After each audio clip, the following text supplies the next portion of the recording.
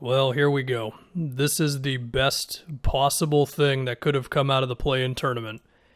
It's the Lakers and the Warriors. Now, of course, this is not an end-all, be-all game. The loser will play the winner of Spurs-Grizzlies.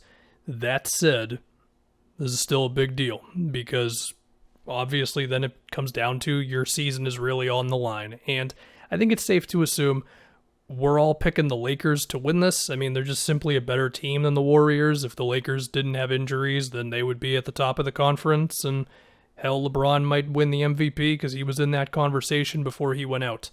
But it's only one game, and when it comes down to one game, and it's Steph Curry, and it's how they get him open, and the way that Draymond can just read things and know when to hand the ball off to Steph, and just the way those two read each other's minds and all that. For one game, I mean, listen, Steph Curry just attempted, 23 threes against the Grizzlies or whatever it was? I mean, you're just kind of at his mercy if you're the Lakers at that point. I mean, you can stay glued to him as much as possible, and it still might just go in, as we all know. I'm just saying basic things about Steph Curry. So I'm expecting the Lakers to bring as much attention to him as possible, and hopefully just forcing him to pass out. Now, even then, when Steph passes out of the double team, you are still at a big weakness because then you've got one defender who is going back to wherever because somebody was left open, right? Well, in that moment, Steph will just relocate and keep moving. It's not going to be like as it was in the Rocket series where James Harden passes the ball off and then just sulks because the ball's not in his hand now. So the Lakers they're really going to be challenged with just rotations and closeouts. And, I mean, again, you don't want to give guys just wide open dunks all day. That does happen when you overload on Steph, but there is a perfect medium amongst all that, and I think the Lakers have proven to be one of the teams who can figure it out, whether it's Anthony Davis at center, switch everything, whether it's completely ignore Draymond and Toscano Anderson and everybody else besides Wiggins, I guess, while loading up on Steph as much as possible. Okay, again, you can have cutters, you can have guys in dunker spots, there's ways around just allowing them to throw everything at Steph Curry. And the Warriors are smart enough to figure those things out. I mean, Draymond has already figured out, well, if you're not going to guard me, I'll just run a handoff play with Steph. Now you have to step up on the two-man game, and if you don't, well, Steph's got a wide open three. So it's going to be very, very interesting. But I think we're all still picking the Lakers because it's not like Steph is going to score 70 points. That said, when you try to think about the amount of points that Steph generates, assuming that he gets the gravity assists, it can be pretty crazy. If Steph scores 35 points, and then he gets 6 assists, 3 of them are threes, 3 of them are twos, and then he gets let's say 15 gravity assists that don't show up in the stat sheet, then all of that put together would be about 85 points, give or take. So after that, it really just becomes, do you play well enough on the possessions where Wiggins tries to take it himself? Do you get a little lucky that Bazemore and Toscano Anderson and all these guys aren't killing you on cuts? They're not killing you on the offensive glass in transition. They're not just beating you in random one-on-ones. Then you should be fine. Now, if Wiggins is suddenly busting out isolations on top of you can't deal with Steph Curry, then this game could get very, very interesting. But again, like the Lakers have proven, if you ask them to do something defensively, up to this point, they've done it, whatever they had to do. And then we saw it in the last playoffs and really all of last regular season and this season. I mean, they held up defensively without LeBron and without AD. So there's that. But still, it's gonna be something, no doubt. If we think about the other end, how can the Warriors defend the Lakers? I mean, look, the Warriors have been very good defensively lately, and I trust Draymond to help on AD. Is he going to be defending AD straight up? I mean, I guess it depends on, Draymond at center, AD at center, all that stuff.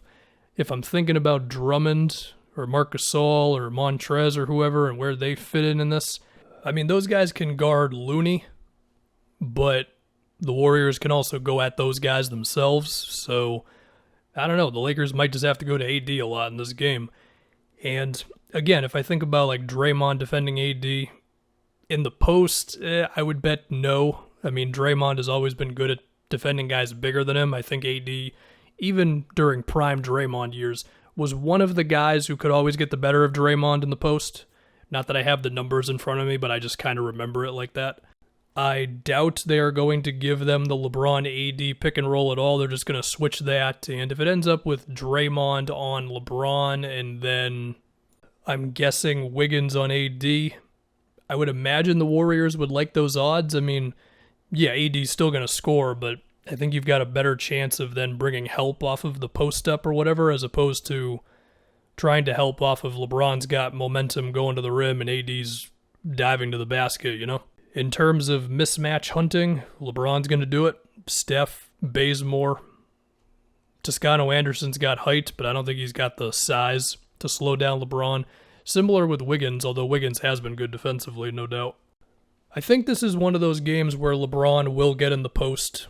He doesn't love to do it. There's times where it seems like he doesn't do it at all, but he acknowledges when he really has to, and I think this will be one of those games where LeBron's not going to BS too much, and he's going to back down whoever he's got to in the post. And I just think the Lakers are going to be too big, too physical, and I think defensively they're going to do enough. Although I'm still expecting Steph Curry to go crazy, and I wouldn't be shocked if the Warriors won it. I really wouldn't. They've been on such a roll lately, and you just get Steph in a one-game thing, and anything can really happen. To think about the next game, because remember, one of these teams has to lose. That's, pretty basic sports rule, I know, but got to acknowledge it. One of these teams will face the winner of Grizzlies Spurs. I expect whoever loses this game to win that game. And as far as, facing the Jazz, facing the Suns, well, funny enough, at the time of me doing this commentary, the 1 seed has not been determined, but it seems like it's going to be the Jazz. And which one would you rather play? I don't know. Neither one's unbeatable. And funny enough, I mean, the Lakers are going to be the favorite no matter which of the top 2 seeds that they play against. So there's your reward for those two.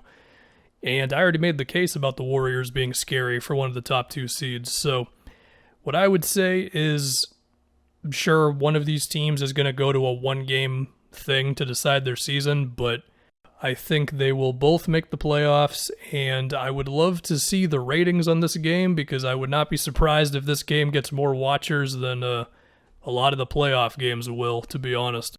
So yeah, I'm going to take the Lakers, and the last thing to say is we got here, man. It was a weird season, but we're in the playoffs, and now I just can't wait to do a whole bunch of series predictions, and you already know it's going to be game reactions probably every day for, 2.5 months or whatever it is. I mean, listen, last playoffs were super hype on the channel, and I don't want to go into it with too high of expectations because, I mean, I think it'd be ridiculous to expect 100,000 people watching every single time I do a video, but I'm looking forward to it nonetheless, so it'll be fun.